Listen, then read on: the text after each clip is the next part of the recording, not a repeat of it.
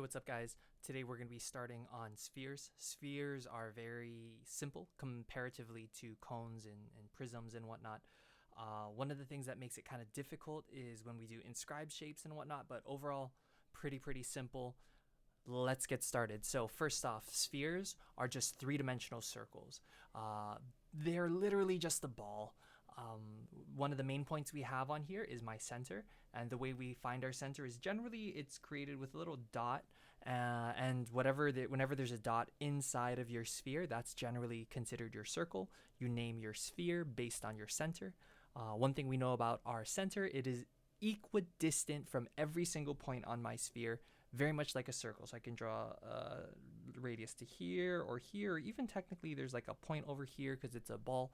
Totally fine. These are all your radii, just like how we did circles. Now, one thing you need to know is when we're drawing spheres, generally what we do is we draw a circle, and then we draw this other like flattened half circle. Sorry, my drawing skills as always are amazing, but this is kind of how we draw our spheres. Now, a hemisphere is a half sphere. So basically it's the top part of the sphere over here. And again, to draw that, all we're going to do is we're going to draw a little circle like this and just kind of finish off our igloo kind of thing like that. And then that's enough to get your hemisphere. One thing I will say watch out for is one of the most common tricks is understand the word problem that's given to you, because hemispheres are really tricky. When we're dealing with hemispheres, we have to deal with this here, but also because this flattened part over here is here, we also have to watch out for that when we're dealing with area. I'll talk about that in just a second. So my area is going to be 4 pi r squared. However, my area of my hemisphere is not 2 pi r squared, because if we look at only half of my circle, we're just getting this upper shell portion over here. That's 2 pi r squared. However, we also need to deal with this over here, this circle, and this is r, so the area of my circle is pi r squared plus 2 pi r squared, which gives me a grand total of 3 pi r squared. So that's one thing to watch out for with hemispheres, is unlike most other things, when I cut it in half, my area does not get cut in half. Now, when we're dealing with volume, volume is 4 over 3 pi r cubed, and that's easy enough. When we cut that in half, it's going to be 2 pi over 3 r cubed. And then that's going to be my volume formula. You can also write it like this.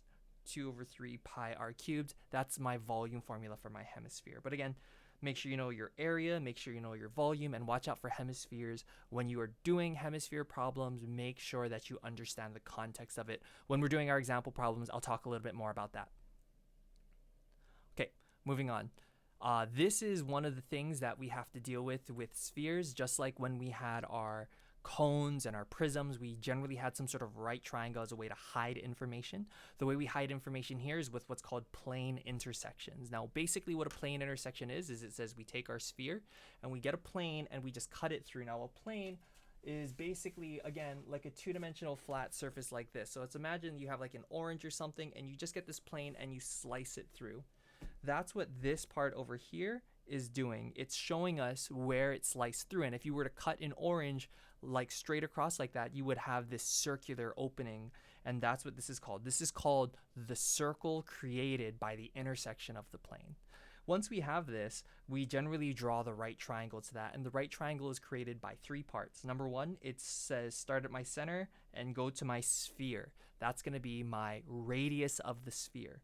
Secondly, we have this to this, and that's the radius of the circle, or the radius of the circle created by the intersection of a plane and a sphere. And then finally, we have here, and that's the distance from my center to my plane. Now, if you remember, the way we find a distance from a plane to a point is we have to take our perpendicular distance, which is why we know this is 90 degrees. And again, that gives us a nice right triangle where now we have a lot of options to work on. Sometimes this circle that's created over here is called a cross section. That happens sometimes as well, but generally we say we have a circle created by a plane intersecting a sphere. All right, moving on. So here is one of our practice problems. Now again, the reason why it feels like I'm moving really quickly is the only things that we really need to know is the surface area of a sphere is 4 pi r squared, and my volume is 4 over 3 pi r cubed. It really, that's basically it. So let's work with this. It says a hollow rubber ball has outer radius 11 centimeters and inner radius 10 centimeters. So again, my rubber does have to have some sort of density. So basically what's happening is we have a sphere like this and a little sphere on the inside as well with that. This part over here is rubber, and then this inside part is hollow. So that's kind of what's going on. Whenever we're dealing with these types of problems, I always draw out the cross section or my circle. So this is kind of what's happening here. This here is going to be my 11, and then this one here is going to be my 10. Okay, now again, units matter, so we'll zoom in and we'll write that in, cm, cm. Now, from there it says 11, 10, find the exact volume of the rubber. So basically what we're going to do is we're going to take the big sphere, minus out the little sphere, and then we're done. So my volume of big sphere is going to be equal to 4 over 3 pi r cubed. And in this case, we know that my r is going to be 11 centimeters cubed. And then when we're going to get that, we're going to get B equals 4 over 3. 11 times 11 times 11 is 121 times 11. Now we get 1210 plus 121. And then that's going to give us 1,331. 1331, so times 1331 pi cm cubed. All right, and then after that, we're going to multiply that by 4. So my volume of my big is going to be equal to 4 times 1331. Yikes. So what is that? 4, 2, 3, 5. Yeah, over 3 pi cm cubed. All right, let me just double check that really quick. 1331 times by 4. Oops. 4, 12, 2, 1, 4 times 3, 12, 13, 1, 4, 5. Okay, yeah.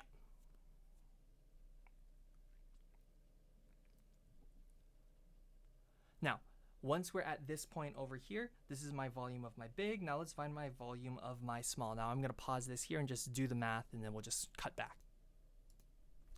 All right, so then now I did the math. So the volume of my small is 4,000 pi over 3 cm cubed. Now again, we said we're going to take volume of big minus volume of small, and then this is going to give me 5,324 over 3 pi cm cubed minus 4,000 over 3 pi cm cubed. Now then from there, we're going to get 5,324 minus 4,000, so that's 1324 pi cm cubed all over 3. And then this is your final answer. This is the volume of your rubber.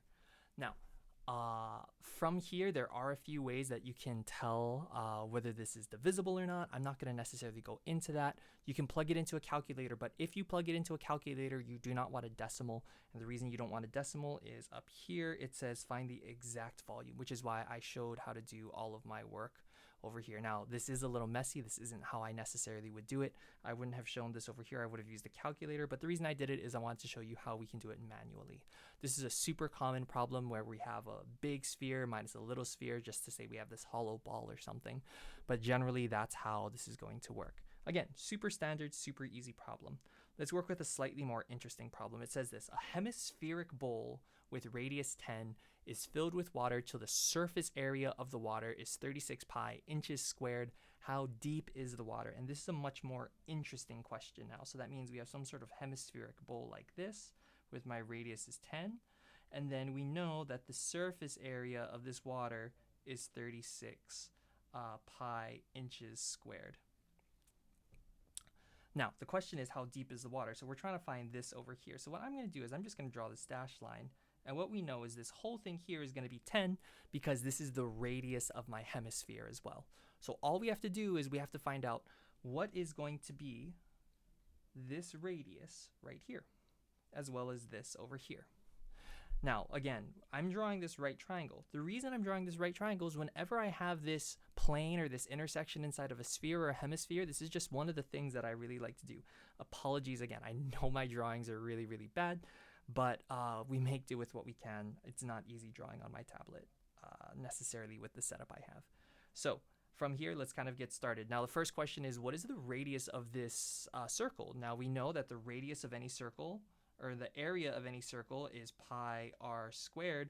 And since we know it's 36 pi inches, that just says 36 pi inches squared is equal to, pi r squared. And then from here, we just divide out pi. Then we square root both sides, so we're left with 6 inches equals my radius. Now, I'm going to redraw this triangle a little bit nicer over here so we have something a little easier to work with. We know this is 10, we know this is x, and we know this is 6. Now from here, we're simply going to solve for x using Pythagorean theorem. Again, whenever you're left with the right triangle, Pythagorean theorem, SOHCAHTOA is always a great place to start. So then from here, we're going to say x squared plus 6 squared equals 10 squared. So we have x squared equals 100 minus 36. Which means that x squared is equal to 64, so x is equal to plus or minus 8, but we know obviously it can't be negative 8. So the distance from the top of the bowl to my water is 8 inches. I should have been using units here. Very sloppy of me, but that's fine. We know that it's going to be 8 inches. Now, we know that the distance from the top of the bowl to the water is 8 inches, so what does that tell me about the depth of my water? Well, this totally should have been 10. So if this part up here is 8, that means the depth of the water is 2 inches. And again, this is just a super common plane intersection type problem where basically what's going on is we have a plane intersecting. You're going to have to draw your triangle. You're using Pythagorean theorem to work it out. Scary thing is sometimes systems pop up, but we'll talk about that a little bit later. Now, one other problem that comes up quite often are these spheres inscribed in a blank, blank, blank problem. And the way it looks like is this. Here we have a sphere inscribed in a cone. And one thing that I would recommend when you're doing these types of problems is just draw out your triangle and draw out your circle. This is called a cross section. And what we know is this is going to be 12, and then this is going to be 12. And we also know nicely that this is 12. And we know that all three of these here are going to be congruent because they're all radii. Now from here, you've dealt with problems like this before. You've had tangents. There's a lot of information you can get there. Because they're tangents, that means these are 90 degrees. They're right triangles. This will be 6. This will be 6. The reason we know that is because if we have an isosceles triangle and we have a perpendicular line to it, that means it perpendicularly bisects it. There's a lot of really nice information here. I'm not going to go too in depth to it, but whenever you have these inscribed shapes, what I would suggest is, again, just simply draw out your cross section in 2 dimensions and see what you can kind of figure out. Okay? All right. Let's see. So here's a couple of tips that you might have.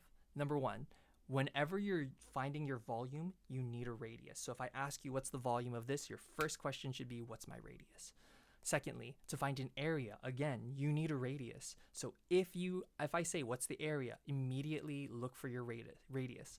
Also, make sure that you're understanding your hemisphere problems correctly. If I have the radius of a hemisphere, the question is, do I include the floor or not? Like, for example, that bowl problem we did earlier. If I said, what is the area of the bowl?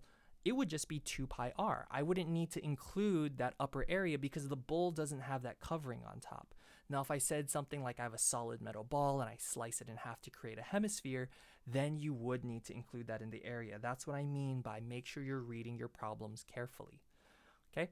Next, to find a radius, you either need a volume, an area, or you need a cross section, so that intersection of the plane, with a distance and radius of that cross section, or you need to be able to find those things. You need 2 parts of your Pythagorean theorem triangle, right?